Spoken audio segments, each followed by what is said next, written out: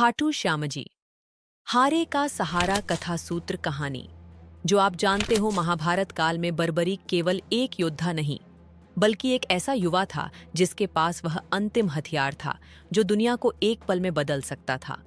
उसके पास अग्नि और ब्रह्मा से प्राप्त 3 अमोघ बाण थे।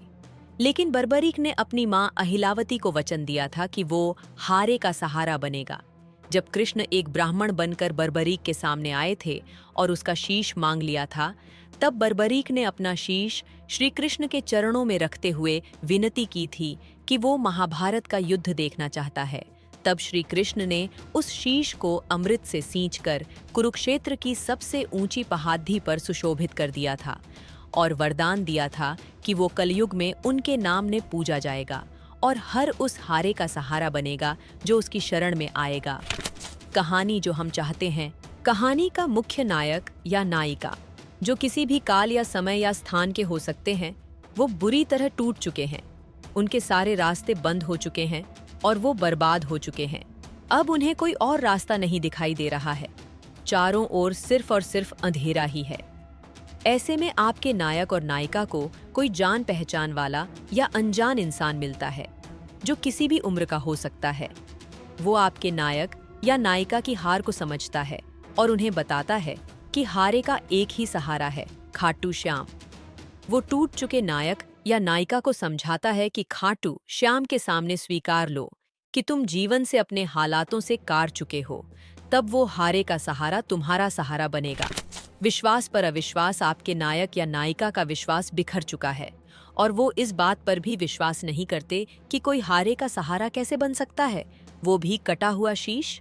वो इसे अंधविश्वास मानते हैं या विश्वास करने की हिम्मत भी नहीं जुटा पाते हैं। या वो आधुनिक विचारधारा वाले हैं जो ऐसी आस्थाओं या मान्यताओं पर भरोसा नहीं करते हैं।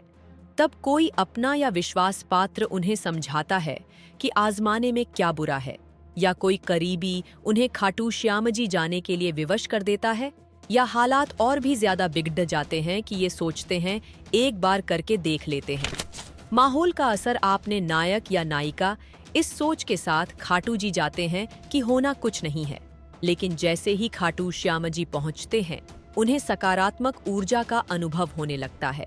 फिर जब वो मुख्य मंदिर में पहुंचते हैं, भक्ति की शक्ति का माहौल उन पर असर करने लगता है और उनके भीतर का बिखराव उन्हें खाटू श्याम जी के समक्ष झुका देता है और वो स्वीकार कर लेते हैं कि वो हारे हैं और अब उनका कोई सहारा नहीं है। हारे का सहारा। जब आपके नायक या नायिका की हार से भरी नजरें खाटू श्याम जी के शीश की नजरों से मिलती है, तब उन्हें एक अद्भुत शक्ति का एहसास होता है, मानो वो शीश कह रहा हो, अब तुम्हारा सहारा श्याम बाबा है। जीवन में बदलाव। अब आपके नायक और नायिका के जीवन में सकारात्मक घटनाएं होने लगती हैं जो इन हालात में चमत्कार से कम नहीं। जैसे आपके नायक या नायिका या उनका इकलौता बच्चा किसी लाइलाज बीमारी से पीड़ित है, तो उसका एक ऐसा इलाज निकल आता है जिसमें बच पाने के चांस बहुत ही कम है और उनके भीतर की सकारात्मक आवाज उन्हें इस इलाज को करवाने की प्रेरणा देती है और वो ठीक भी हो जाता है। या आपका नायक या नायिका जिस आर्थिक या व्यावसायिक समस्या में बर्बाद हो रहे थे, उसका एक असंभव सा दिखने वाला रास्ता खुल जाता है। खाटू श्याम जी की महिमा का एहसास जब नायक या नायिका अपनी जानलेवा हालात से सुरक्षित बाहर निकलने लगते हैं, तब उन्हें एहसास होता है कि हारे का सहारा तो बस एक ही है, खाटू वाले श्याम बाबा।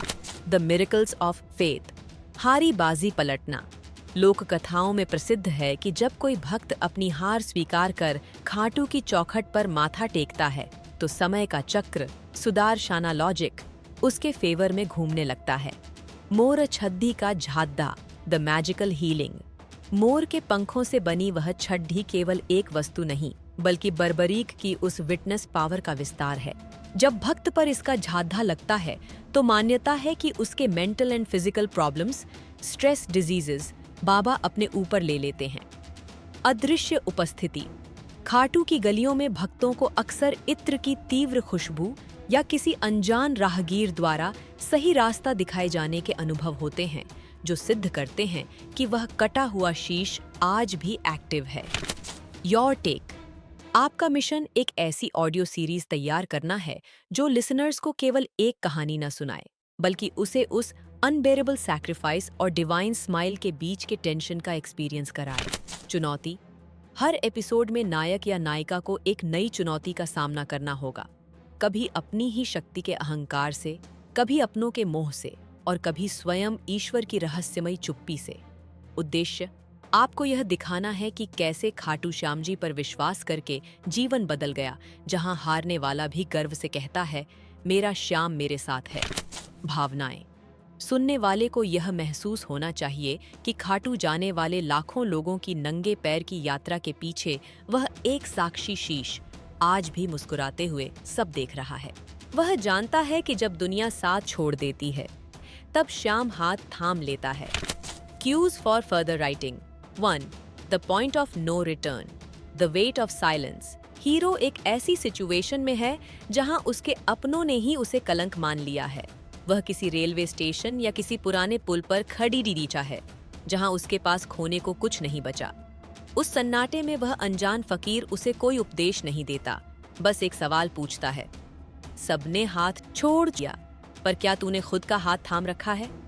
यहीं से उसे एहसास होता है कि उस लड़ाई बाहर से नहीं, अंदर से है। The unplanned journey. वह खाटू जाने के लिए नहीं निकलता, बल्कि बस अपनी वर्तमान स्थिति से भागने के लिए निकलता है। वह रास्ते में आने वाली कठिनाइयों को सजा समझता है, लेकिन जैसे जैसे वह मंदिर के करीब पहुंचता है, उसे महसूस होता है कि हर कठिनाई उसके अहंकार की एक परत को उतार रही है। क्या वह यात्रा एक जियोग्राफिकल जर्नी है या उसके अपने अंतर्मन की सफाई? द फर्स्ट एनकाउंटर विथ हार। रास्ते में उसे ऐसे लोग मिलते हैं जो उससे भी ज्यादा हारे हुए हैं। एक माँ जिसका बच्चा बीमार है, एक पिता जो कर्ज में डूबा है। उन्हें नाचते गाते निशान ले जाते देख नायक के मन में विद्रोह उठता है। ये लोग इतनी बर्बादी में खुश कैसे हैं? यह जिज्ञासा उसे खाटू की दहलीज तक खींच लाती है। 2. The divine paradox, the clash of logic. Hero एक पढ़ा लिखा लॉजिकल व्यक्ति है। भीड़ को देखकर उसके मन में विचार आता है, क्या एक पत्थर का शीश सच में कुछ बदल सकता है? क्या ये सब अंधविश्वास है? वह उस भीड़ का हिस्सा नहीं बनना चाहता, वह बस एक स्पेक्टेटर बनकर खड़ा है। वह मंदिर की भव्यता नहीं, बल्कि लोगों की बेबसी देख रहा है। The moment of eye contact. वह क्षण जब हीरो गर्भगृह के सामने पहुंचता है और पहली बार उस शीश की आंखों में देखता है। उसे लगता है कि वे आंखें पत्थर की नहीं हैं, बल्कि वे उसे देख रही हैं। उसे महसूस होता है कि वह शीश उस पर हंस नहीं रहा, बल्कि उसे पहचान रहा है, जैसे कोई पुराना दोस्त सालों बाद मिला हो। यहीं उसका लॉजिक पहली बार कांपता है। The breakdown of the ego. मंदिर में मची अफरा तफरी और शोर के बीच अचानक हीरो को एक अजीब सन्नाटा महसूस होता है। उसे अपनी माँ की दी हुई वह सीख याद आती है, बर्बरीक का वचन। वह देखता है कि वहां कोई मांग नहीं रहा, बल्कि लोग अपना दुख छोड़कर जा रहे हैं। जब पुजारी की मोरछद्दी उसके सिर को छूती है, तो क्या वह बिजली का करंट जैसा एहसास उसके सालों के तर्कों को एक सेकंड में ढा देता है? The acceptance of surrender. वह क्षण जब वह अपनी आंखों से आंसू नहीं रोक पाता। यह कमजोरी के आंसू नहीं, बल्कि रिलीफ के आंसू हैं। उसे समझ आता है कि हार स्वीकार कर लेना ही उसकी सबसे बड़ी भी जीत है।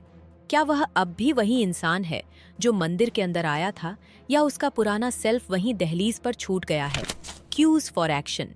क्या वह अनजान फकीर खुद कृष्ण का ही कोई रूप था, जो केवल हारने वालों को ही दिखाई देता है? जब नायक वापस अपनी दुनिया में लौटेगा, तो क्या उसकी समस्याएं हल हो गई होंगी, या उसे उन समस्याओं से लड़ने की एक अजेय शक्ति मिल चुकी होगी?